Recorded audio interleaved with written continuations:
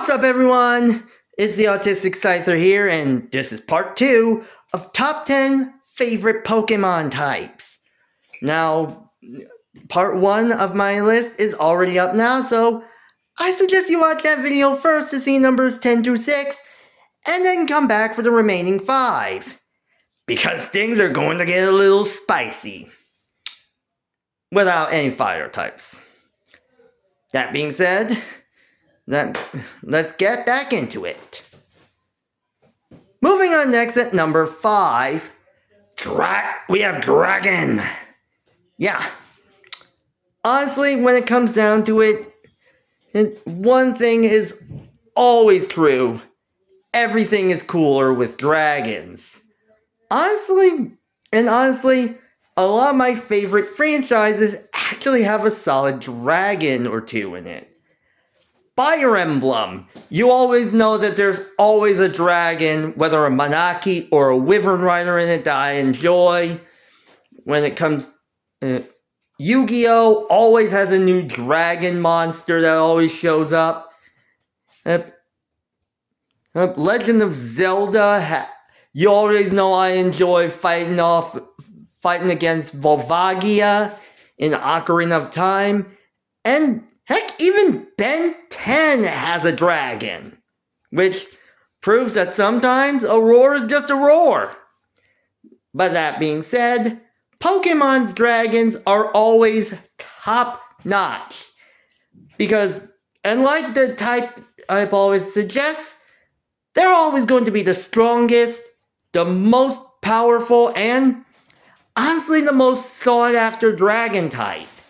And more often than not, I've used a fair amount of dragon type Pokemon in my life because they've always added that bit of oomph to it. I mean, heck, recently with Pokemon and Auraz Professor Oak's challenge, I actually used a Hydreigon for the first time. And naturally, Hydreigon's pretty solid. And even with that, there are actually other dragon types that are pretty solid as well, like some hitmakers like Dragonite, Haxorus, and even Baxcalibur, to say the least. I mean, even with Mega Dragonite and Mega Baxcalibur showing up recently. But if I had to choose my favorite dragon type, it's Salamence. And the reason? I'm not gonna turn down a freaking European dragon. And seriously, it starts off with Bagon having a rock-hard noggin and who basically plunges off of cliffs in order to try and fly, to evolving into what is essentially a dragon nugget in Shelgon, then finally getting its wings and flying throughout the air as Salamence. I mean, it's pretty cool. And even to say the least, Mega Salamence looks pretty sick as well. Even with the nickname of the Blood-Soaked Crescent. Yikes. Just yikes. Moving on next at number 4, we have the Dark type. Speaking of which, as much as the Dark Dragon type is pretty powerful and pretty awesome, the Dark type is equally as awesome as well. And this is even saying that the Dark type is known for for being called the evil type in Japanese. And even with that, it's fair to say that the Dark type definitely has that evil type inclination.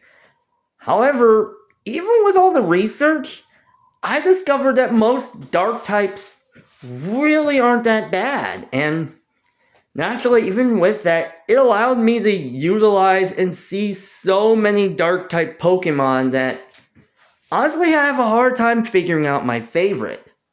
But even with that, the Dark type adds a bit of mischievousness or intrigue that basically adds to it.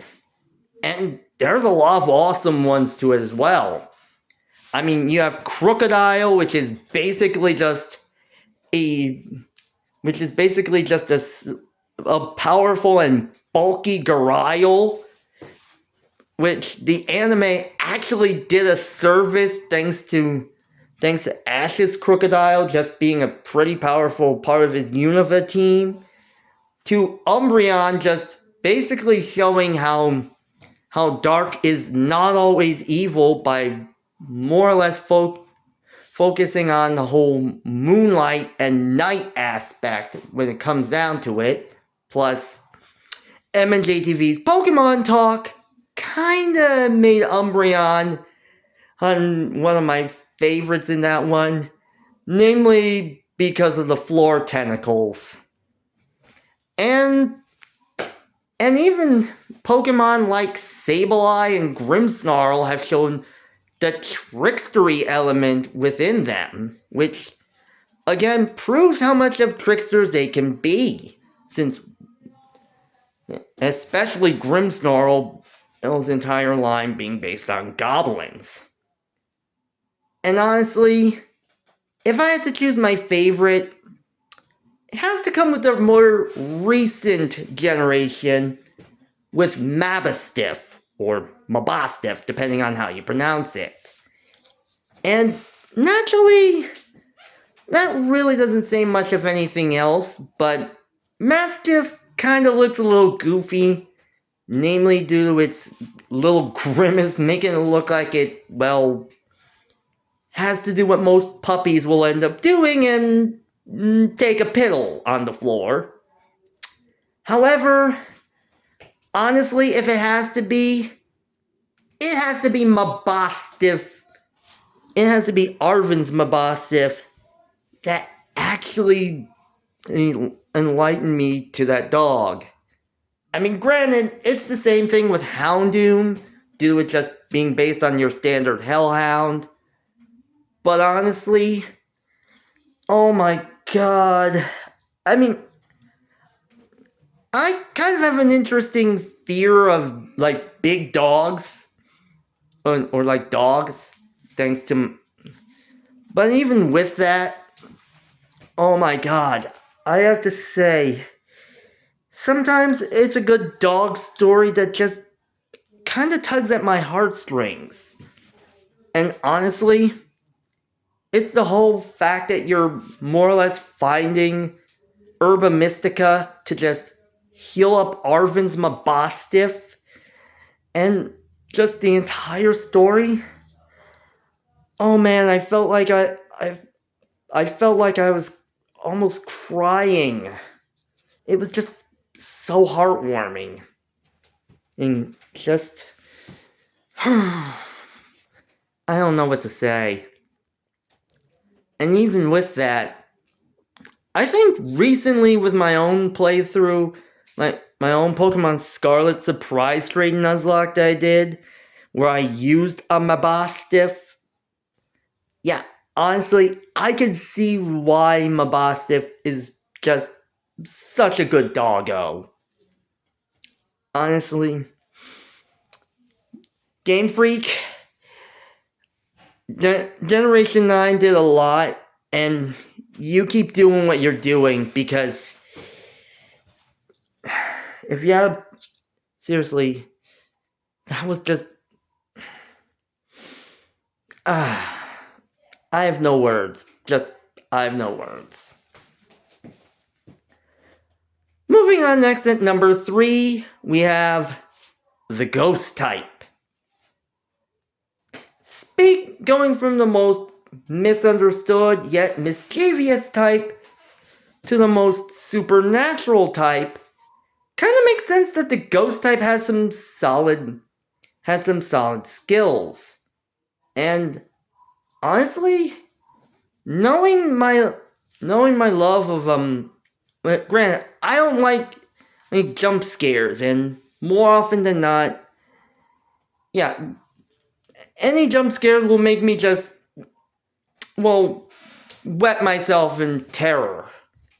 But even with that, in fairness, sometimes if there's no jump scares involved, I will enjoy the Ghost type Pokemon, which more often than not in recent years, I've tended to love the ghost type, as many of them are just pretty solid. And that really does say a lot. I mean, the fact that Gen 9 gave us Grievard and Houndstone, which is interesting since Fairy, Dark, and Ghost all have dog representatives in Paldea, really says a lot. But even with that, Pokemon like Aegislash, Mimikyu, Chandelure, they're all pretty solid ghost types that honestly would deserve a spot on my team if they did. But even with that, if I had to choose my favorite, it has to be Gengar. Honestly, I know that's kind of a little too obvious, but in fairness, it's a member of Pokemon's original ghostly trio. Of course, it's gotta get top billing. And honestly, the fact that Gengar is mostly seen as a mischievous trickster really makes the most for me, especially when it comes to the anime. That's all I gotta say here. It's always pretty good. Moving on, next at number 2, we have the Grass type. Honestly, the Grass type was my first ever Pokemon starter when I played through Generation 1. So in all fairness, yeah, you kinda know that I would essentially gravitate towards that. And the fact that I started with Bulbasaur in Pokemon Red really says a lot. But even with that, considering how a lot of people say that the Grass type is one of the worst types, I tend to try and prove them wrong.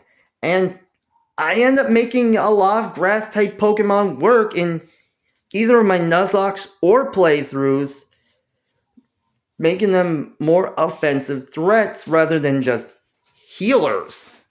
And even with that, as such, a lot of Grass-type Pokemon are some of my favorite.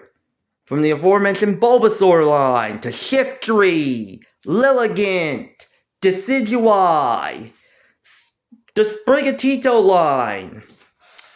But honestly, if I had to choose my favorite, it's the second Pokemon that I got to level 100.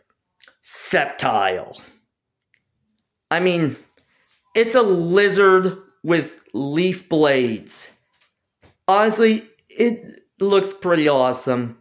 Plus, Ash's Sceptile was one of my favorite Pokemon of his during the Hoenn and Battle Frontier arc. So, that has something to do with it. Plus, the stick in the mouth thing just made it look so badass. Almost like it had a toothpick in its mouth. Yeah. And finally, number 1, we have the Electric type. Honestly, Electric's my type of choice. Electric's my element of choice. As much as I love it when seeing plant power get utilized in battle, or supernatural energies, or even the intrigue of darkness and shadows and trickery, nothing's more satisfying than just that jolt or that buzz of electricity.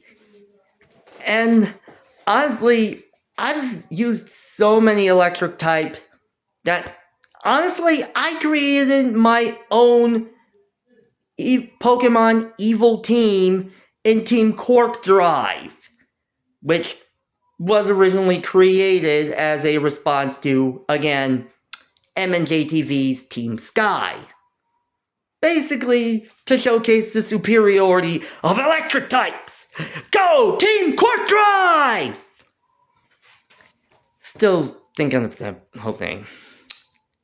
That being said, there have been so many electric types I like that it's hard to figure out my favorite.